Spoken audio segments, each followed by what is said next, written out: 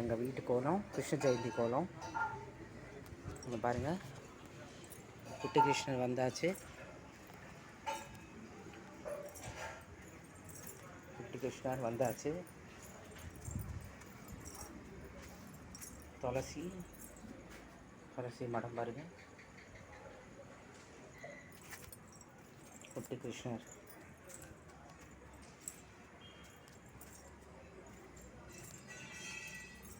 வந்தாச்சு. So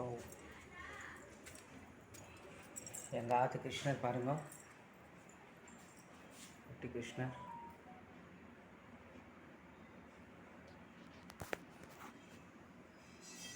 happy Krishna Jayanthi to all.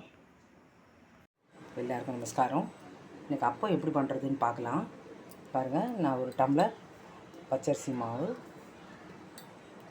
அப்புறம் அரை டம்ளர் கோதுமை மாவு, கொஞ்சம் ஏலக்காய் போட்டு வச்சுட்டுருக்கேன், ரெடியாக வச்சுட்டுருக்கேன். ஏன்னா பிகினர்ஸ்க்கு வந்து ஈஸியாக சொல்லிக் கொடுக்குறதா அவளுக்கு வந்து உபயோககரமாக இருக்கும். ஸோ ஒரு டம்ளர் பச்சரிசி மாவு, அரை டம்ளர் கோதுமை மாவு, கொஞ்சம் ஏலக்காய் பொடி நல்லா மிக்ஸ் பண்ணி வச்சுட்டுருக்கேன் நான். ஸோ எப்படி பண்ணுறதுன்னு பார்க்கலாம்.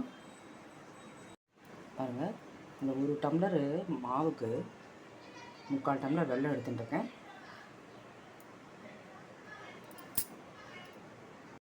பாருங்கள், கொஞ்சம் தண்ணி விட்டு அடுப்பில் வைக்க போகிறேன். நல்லா கரையட்டும். எப்படி பண்ணுறதுன்னு பார்க்கலாம். பாருங்கள், வெல்லம் வந்து நல்லா கரைஞ்சிடுது. ஸோ இது வந்து இந்த மாவில் கொட்ட போகிறேன் நான்.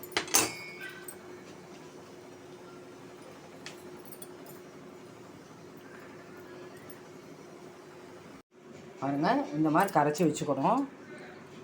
பாருங்கள், ஸோ எண்ணெய் பாருங்கள், அப்போ ஊற்றுற கடாயில் வந்து எண்ணெய் சூடாகட்டும். எப்படி பண்ணுறதுன்னு பார்க்கலாம். எண்ணெய் காஞ்சிச்சுன்னு நினைக்கிறேன். ஸோ கொஞ்சம் கொஞ்சமாக இந்த குழியில் ஊற்றலாம்.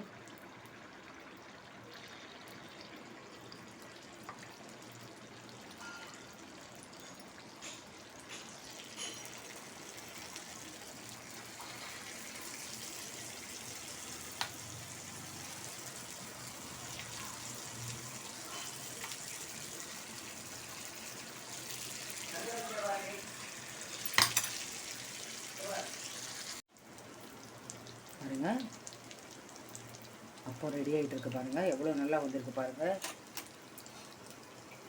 பாருங்கள், கொஞ்சம் நேரம் வேகட்டும். 2 நிமிஷம் வெந்தப்புறம் இப்படி ஒரு பிளேட்லேயே அப்போ வச்சு காமிக்கிறேன். அவல் பாயசம் பண்ண போகிறேன். நெய் விட்டுருக்கேன். கொஞ்சமாக அவல் நல்லா போட்டு நல்லா வறுத்துக்கணும். நல்லா பொரியற அளவுக்கு வறுத்துக்கணும். நான் கொஞ்சமாக பாயசம் பண்ணி காமிக்க போகிறேன்.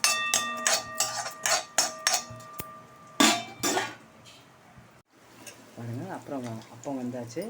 ஒன்றுன்னா எடுத்து இந்த பவுலில் போட்டுருக்கேன் நான். எவ்வளோ நல்லா வந்துருக்கு பாருங்கள்.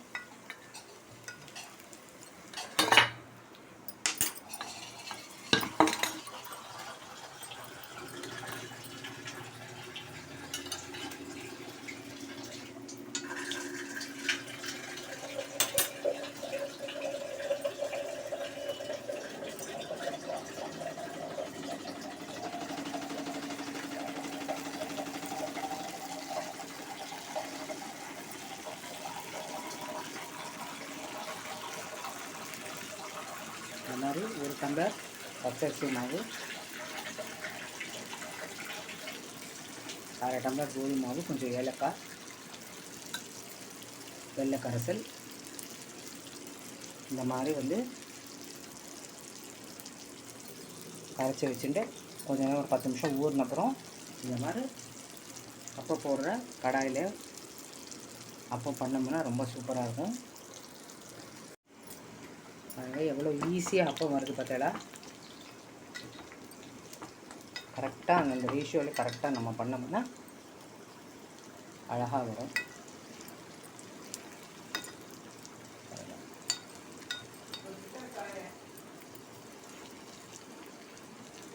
கொஞ்சம் வேகட்டும்.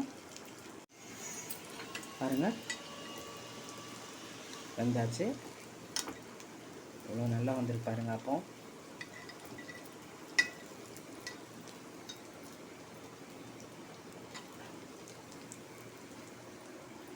பாருங்க, அப்பம் ரெடி. பாருங்க, அவல் வந்து நல்லா பொரிஞ்சாச்சு. இதுக்கப்புறம் வந்து இதில் பால் விட்டுக்க போகிறேன். நான் கொஞ்சமாக பாயசம் பண்ணிகிட்ருக்கேன்.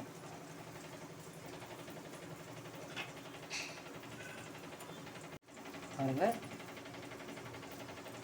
பால் விட்டுட்டு அடுப்பு ஏற்றிட்டேன். ஸோ நல்லா வேகட்டும் அவல் பாலில். பாருங்கள், ஏலக்காய் பவுடர் போட்டிருக்கேன். நான் எவ்வளோ சிம்பிளாக சொல்லி கொடுக்க முடியுமோ அவ்வளோ சிம்பிளாக சொல்லித்தரேன் நான். பாருங்கள், நாட்டு சர்க்கரை இது ஆறின அப்புறம் நாட்டு சர்க்கரை போட்டு கலந்துட வேண்டியதுதான். ஏன்னா முன்னே